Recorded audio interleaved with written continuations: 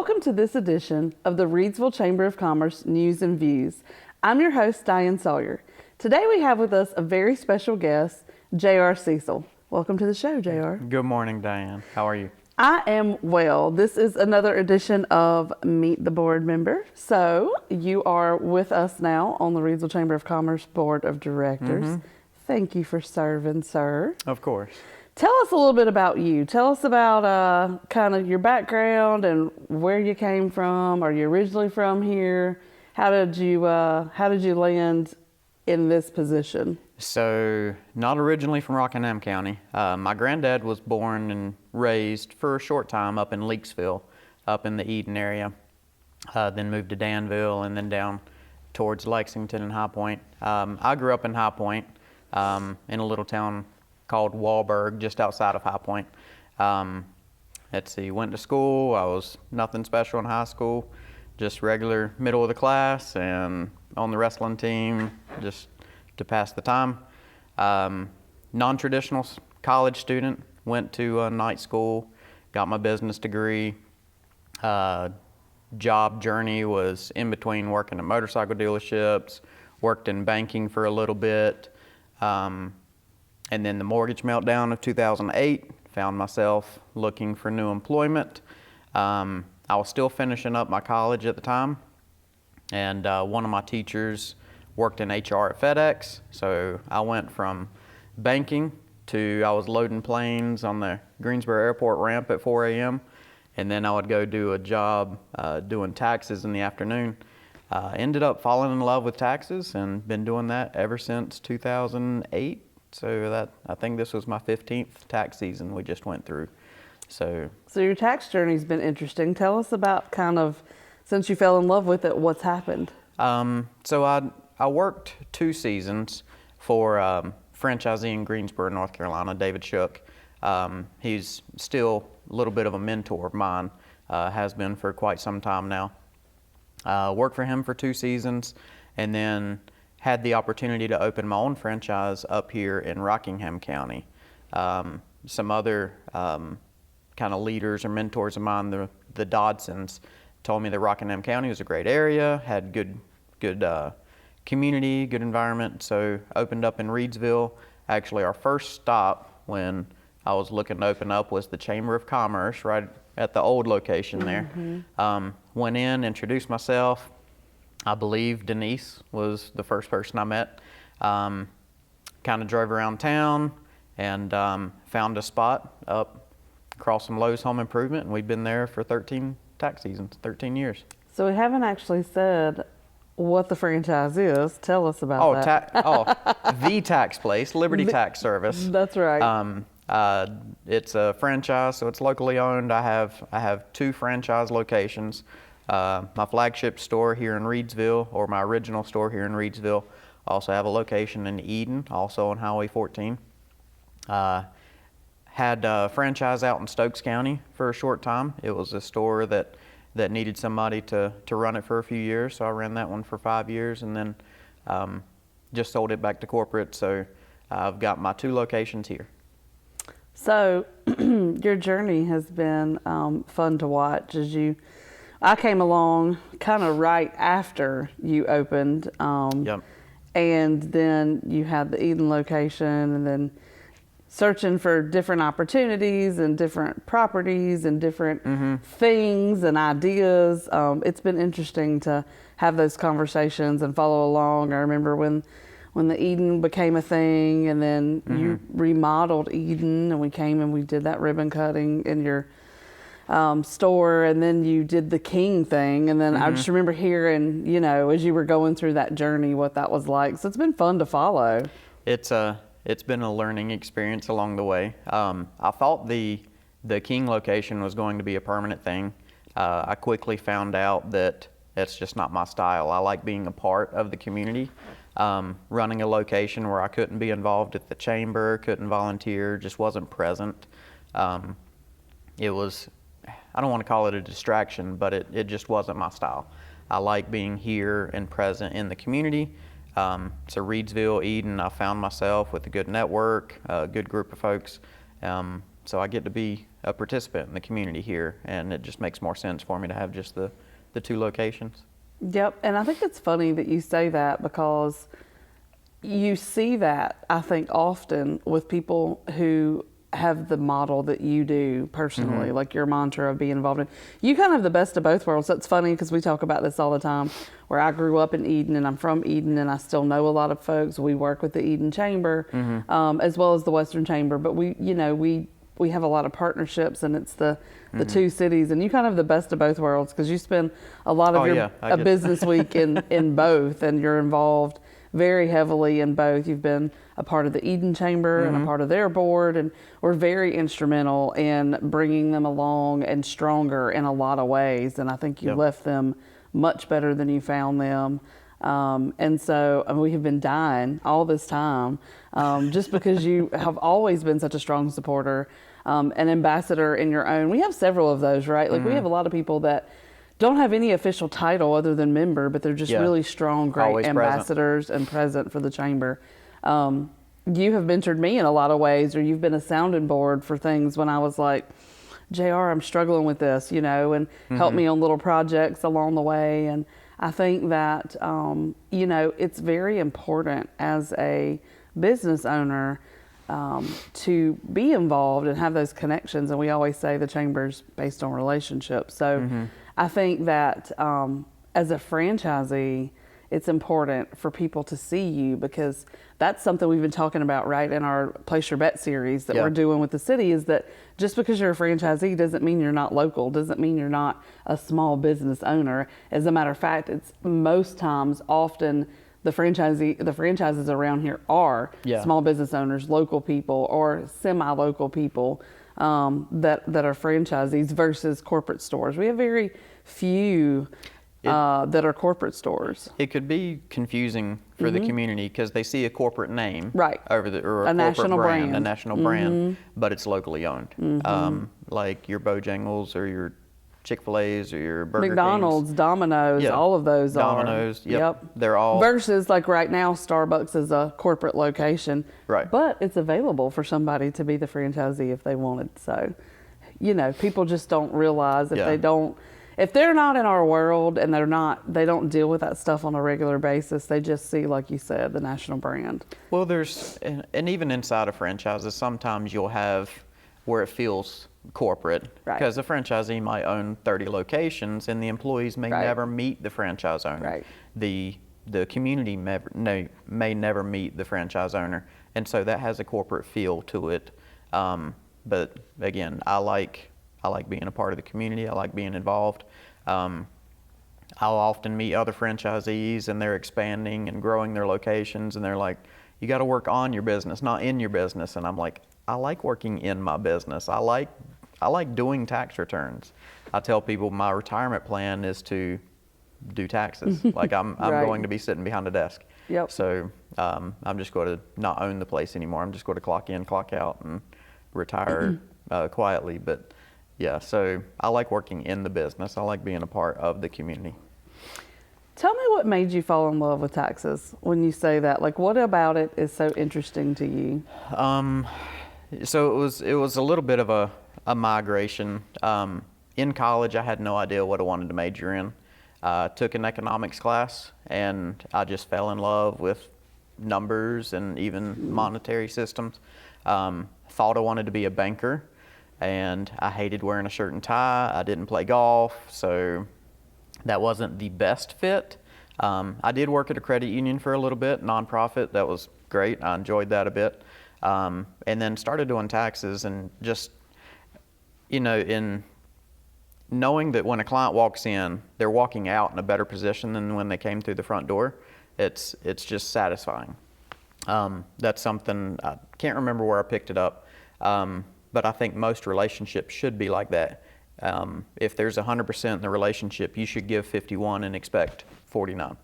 Like, you should always give more than you expect. When I'm going to meet a new person, I can't ask for favors until I've made a contribution. You can't go to the bank and just open up a new bank account and withdraw $200. You have to contribute first. And so that's kind of my mantra with clients, business associates, whatever. you have to give value before you ask for value in return. So same thing with my clients. Before I ever ask them to pay me for my services, they have to be happy with what I have provided for them. I like how that works. I think that you have put out a lot of good in the world. And speaking of credit unions, that's something that you've done as a volunteer thing for a while. Talk to us about that for a little bit. That was my first board position, was at American Partners Federal Credit Union.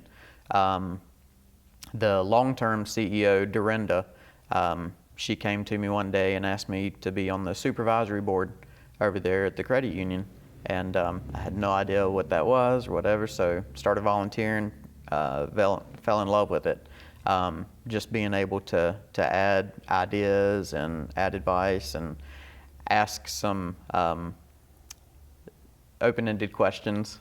I like to be, play the other side of the card. You're ask the devil's what advocate ifs. for sure. Yeah, I like to play devil's advocate. I like to not just do something just because that's how it's always been done. So I like to ask, what if we did it different? Why are we doing it this way? So that talent or that kind of fostered at the American Partners Federal Credit Union. Sitting in the boardroom there, the chairman of the board, Kenny Ford, was a great example there. So learned a lot there. And then my second board position was at the Eden Chamber of Commerce, where I committed to 3 years of service and stayed on for 5 years. Currently a board member at the United Way of Rockingham County. I'm treasurer there. And then now I'm a board member here at the Reidsville Chamber. So I enjoy giving back. I enjoy counseling and giving that value without expectation of anything in return. Speaking of counseling, that's something I know you've dabbled in some too. With being mentored, you've also mentored or counseled folks when it came to things with their business or nonprofit. And is that something that you feel like you'll continue to do as you? Oh yeah. It's funny. There's a lot of people on YouTube and TikTok that give business advice and say, open up this LLC and you go get this grant and this line of credit. And then they come in to do their taxes and they're like, I did this and this and I incorporated and I have this, small business. And I'm like, why did you do it like that? Well, it's because the guy on TikTok told me. And so I always encourage folks, come and see me. I can help you set up that LLC. I can help you get the EIN. Do you need an LLC? We talk about banking relationships, how to establish those. So I've volunteered with SCORE a little bit, and I know we have the chapter here in the county. So I volunteered with that for a little bit, couldn't keep up with the commitment. But I still, especially for my clients, we can get you your business entity, whether you're incorporating or your LLC or you just need an EIN. I can help with all that real quick. For services that I don't offer, bookkeeping, payroll, we don't currently offer that. I just focus on the income tax. I have good relationships here. I'll refer over to Westmoreland or refer over to Fargus. We work well together.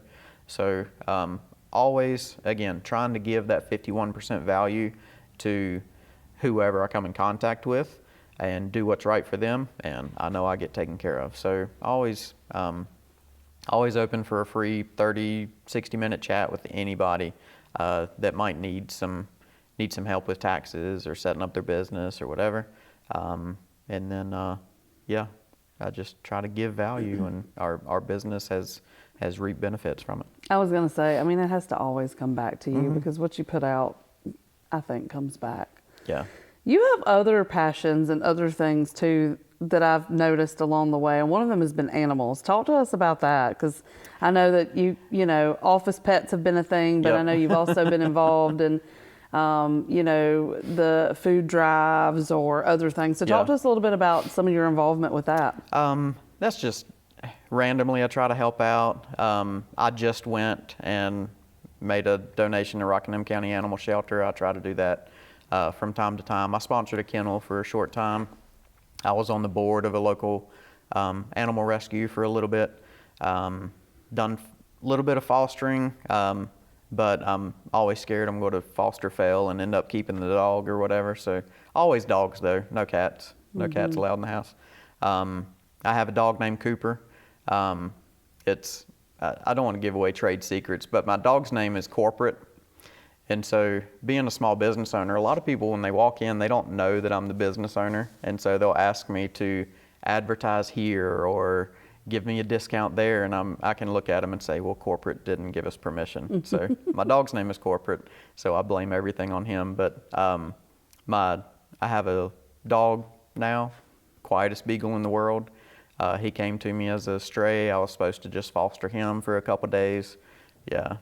And then got he him, ended up. Yeah, got him through heartworm treatment, got his skin in better condition, and he just stayed at the house. So, yeah, got my beagle at the house. Still donate to the animal shelter, try to contribute where I can. Something else that I know that you enjoy, and it's funny because it all circles back to where you started with the motorcycle dealership. I know that you like to ride, and you've done some fun things where you've ridden on long distances. Talk to me about that a little bit. Yeah, so when I was a little kid, my dad had a motorcycle. We had dirt bikes all growing up, so I've ridden most of my life. Had street bikes since I was 18. Went through the sport bike phase, whatever. So now I like doing distance rides. I just got back last month. I went and visited some franchisees, some Liberty Tax franchisees in Ohio and Pennsylvania. So that was fun. I got to take the scenic route. I went up through the curvy roads of West Virginia, stopped in Ohio for a couple days, went over to Pennsylvania, learned a lot visiting these franchisees on how they operate. I would say that all four of them are more successful than me in different ways. So got to learn from them and got to visit Gettysburg on the way back, went down Skyline Drive through Virginia. So just pleasure and business trip. But yeah, I think I'm going to make that an annual thing. I've gone to Canada a couple times on motorcycle. Enjoy that quite a bit. I think next year I'm going to go south, go down to Florida, go down to Key West. I have a franchisee right there at the southernmost point of Florida. Nice. So going to go visit. So speaking of that, one of the things that you've done along the way, and oh my gosh, you were one of those people who kind of jumped right on. Let's backtrack a little bit to during the pandemic and COVID. And, you know, I was so thankful that our board had been supportive of sort of working off-site or being accessible. Pre-pandemic, we were starting to be in that mobile, Virtual. Virtual, mobile, remote working. And so when all that hit, thankfully, due to the support of some board members and some of our local vendors along the way, Tech Authority, Reed's Computers, and then of course Rockingham Update was super instrumental in helping us have a video presence and just being kind of there. So I mean, the minute like that became a thing, we were out there. But you were one of the ones who were with us pretty much the whole time and along the way. And we were doing those Friday like check-ins, and you were always available. And because a lot of stuff started getting crazy because suddenly there was this influx of money, and there was, you know, all these different programs for businesses, but then individuals were getting checks, and then like, you know, it was just nuts. And so you always seem to have the ability to jump right in. Like you've got those mastermind things you've done, and you're always connected to people and just kind of always have your tabs on things. Like, I don't know. I think some of it comes out of just that you like to do those things and you like to be that helpful person. But like, how do you keep up with everything and knowing like what's happening right now? There's an old phrase that says your network is your net worth, right? And so by having the right network, I don't have to know the answer to everything. I just have to know people, right? So I do have a mastermind group. There's about 55 other franchisees in the room. It's an online community. So I have franchisees from all around the country that we get together every Tuesday night. That was something I started at the beginning of the pandemic, kind because our convention was held virtually and we weren't able to network like we would in the past. Our trainings got stopped, or in-person training stopped. So built an online community. But just in general, I like having a good network, which is weird because I'm an introvert as well. And when I say introvert, it's not that I don't like talking to people. My definition of introvert is I have to spend energy in social interactions, where extroverts, they gain energy from social interactions. So when I'm in a big crowd or a long day of trainings or whatever, I crash. Like all my energy is spent. I enjoy it, but I'm still an introvert because it cost me energy to have those social interactions. So, but you were talking about network, and you were talking about how I don't have knowledge, I have resources. The beginning of the pandemic, I felt like I was riding on y'all's coattails because y'all created the online presence. Y'all created the regular meetings where we could get together. I just tried to plug in and, again, add value. So I was You did. I was a little knowledgeable on the PPP program. So I was able to, especially for my seasonal business, and for me and my situation, which I think translated well to a lot of other small businesses with them, had less than 50 employees or what have you. So I got knowledgeable on the PPP program, the Paycheck Protection Program, for those businesses that were lucky enough to stay open and keep their staff on board. That Paycheck Protection, PPP. That guy. That one. It was helpful, and a lot of people are like, all these businesses got all this money. Well, no, in order to qualify for that program, that money went straight to your employees. That's right. Like to me, it was either I funnel that money through my business and keep them on board, or they went home and got less on unemployment. So my goal was to keep as many people as hired as possible, and the PPP program kept that available. So I got learned on that, was able to share a little bit in the meetings as people were trying to navigate, do I qualify, how much do I qualify for, and all that. And then the ERC program kind of picked up on the tail end of that. There's another one for restaurants and event centers that I didn't get knowledgeable on because it didn't apply to my business, so I wasn't able to add as much value there. But the ones that applied to my business, I shared my knowledge best I could. Absolutely. And full circle. So many things I want to pull from like everything you just said. So the first thing, the network thing, man, that's how the chamber, I tell people all the time, like we are your old school, like 411 people call us all the time. Or they send inquiries through the website, or, go on the social media or the website. But that's what I pride myself on having built the last 12 years is I may not know the answer, but I'm going to know somebody who does, or I'm going to help figure out where they should go. To talk about network, when all that was happening, you helped me personally, both with my husband's business, with the chamber, and we were connected to, circle all the way back, American Partners, and we were able to use them to do some of those things. They did a lot of PPP and SBA stuff. They actually, if I remember correctly, he got qualified through the SBA because of that. They saw the need in the community. Absolutely. I'm not going to name names, but I had 2 other banks that I had existing relationships with that I approached that never got back to me. And American Partners stepped right in, helped me out very quickly, and I made a lot of referrals to them.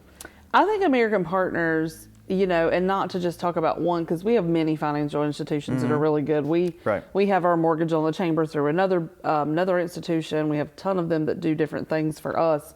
I just think they were in a position kind of like the Reidsville Chamber was in a position that when everything hit, they had that team that was good and knowledgeable and ready to go. And they were in the right place at the right time and put all the right things together, and it just exploded. I talked about Dorinda, the older CEO. She had retired. The new CEO has an extensive lending background. Yeah. And so he was able to jump right in.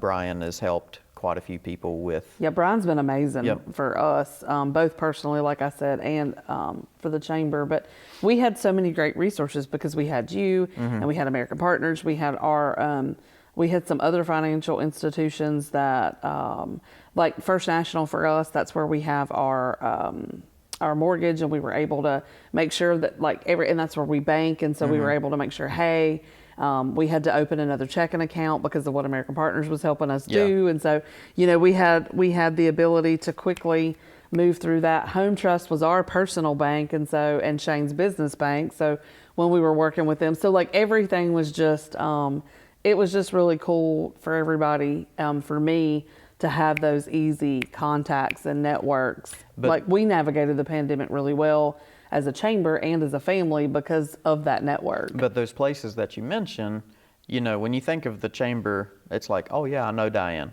I know Star, I know Denise. Right. It's the people. Oh, absolutely. American Partners. It's the people. Oh yeah, talk to Brian. Talk to Brian. At Home Trust. And I've actually had to talk to Robin at Home Trust. And I've had to call Brian since all that because I had some questions and was getting random. And he was like, I don't really know, And anyways, he immediately spit it all back to me, and I had what I needed, and it was great. So I think that, and then there was a third thing. We were talking about the Chambers Network. Oh, employees. You mentioned keeping all your employees on board. So we're almost out of time.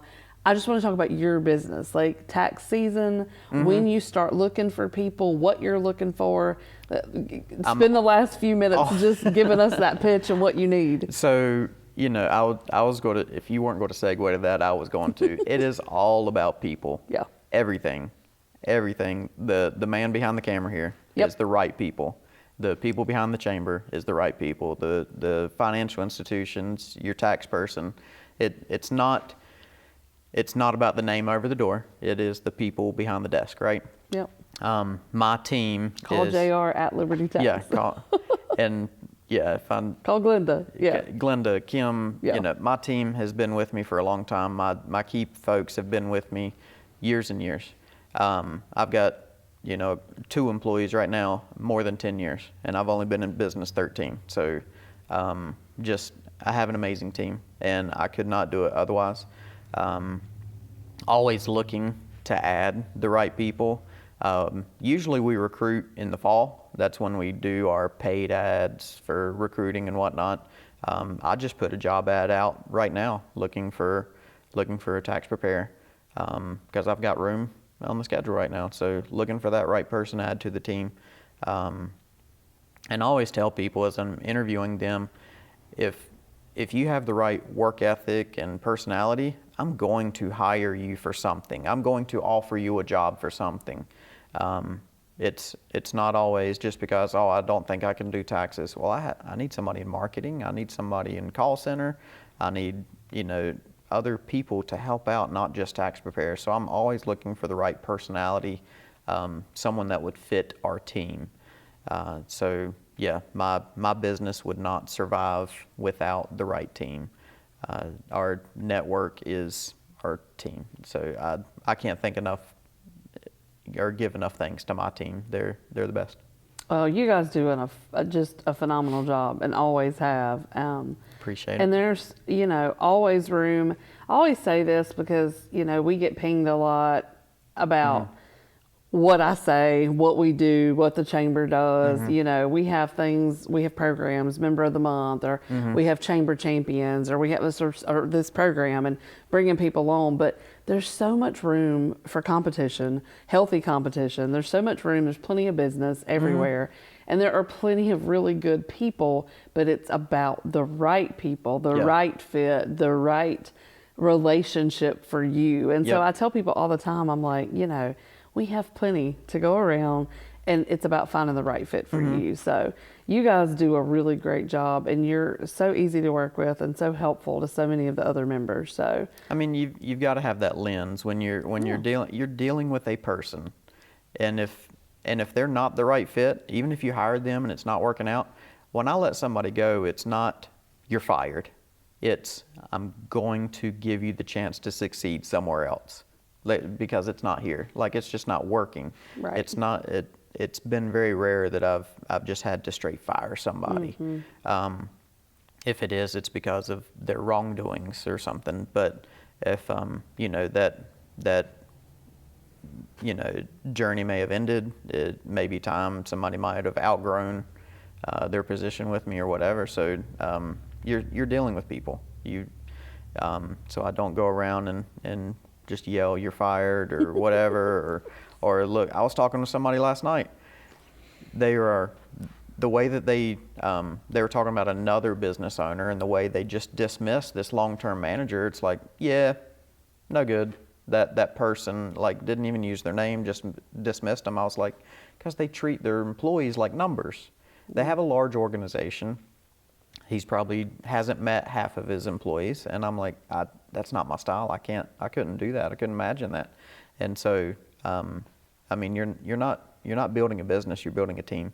Yeah, so absolutely. you've got to put. A lot of people will say put your clients first. I try to put my team first. Well, you have to, because it's just like, that's funny that you say that. Annie Penn, when Mickey Foster was the president, he talked about that all the time. People would expect that the patients would come first, but he actually put the employees first, because he knew that having the right employees who were healthy and happy and doing the right thing were going to put the patients first and put them above and beyond, which is why they were so successful when he was there. And he did the thing where he would go and do the different departments and serve in the different departments, and he would work on the cafeteria line, and he would work in housekeeping and do all that. So yeah, how can you help if you don't know how if stuff you operates? don't know how stuff operates? And I say that about the chamber, and we are out of time completely, but I will say this. That's what I say about the chamber, is like having the right team and having the right person, because I can train you on how to do things, but having the right personality. And we are nothing but resources here, and the biggest resource at the chamber is the people. Just like you said, call Diane, Denise, Star, Debbie. It's the people. Always. And so I'm so thankful for Reidsville has so much really good going on with the people at council, the people at City Hall, the people in our member businesses. It's just been amazing. So, but you're a big part of that. I like to call you, not only have you been a mentor and have you been somebody who's helped me out of jams, and now you're serving on the board, but you're also a friend and a personal. We do business with you. So just thank you for all the things that you do, and we appreciate you, and you add a lot of value to this community. Well, I appreciate it. You call me a mentor, and I'm just like shaking my head like you're one of the smartest people I know. So you're crazy. We I think that you. About you. So that means that's good. That means that we're helping each other along. We're adding value to each other. Absolutely. Well, that's it. Do you have anything else you want to add? That's all I know. If you're looking to open a business, join the chamber, be active in the chamber. Just signing up doesn't help. You have to be involved. You have to be a part of that community. You got to plug in. You got to add value in order to expect to receive benefit. There's some empty buildings down here in Reidsville ready for your business. Come and see us. I'll help you set up your business, whatever you need. Awesome. Thank you so much. Thank you. All right, that's it, folks, for today's news and views. As always, you can find us in the heart of downtown Reidsville at 140 South Scale Street, or on our social media channels, or our website, www.reidsvillechamber.org. We'll see you soon.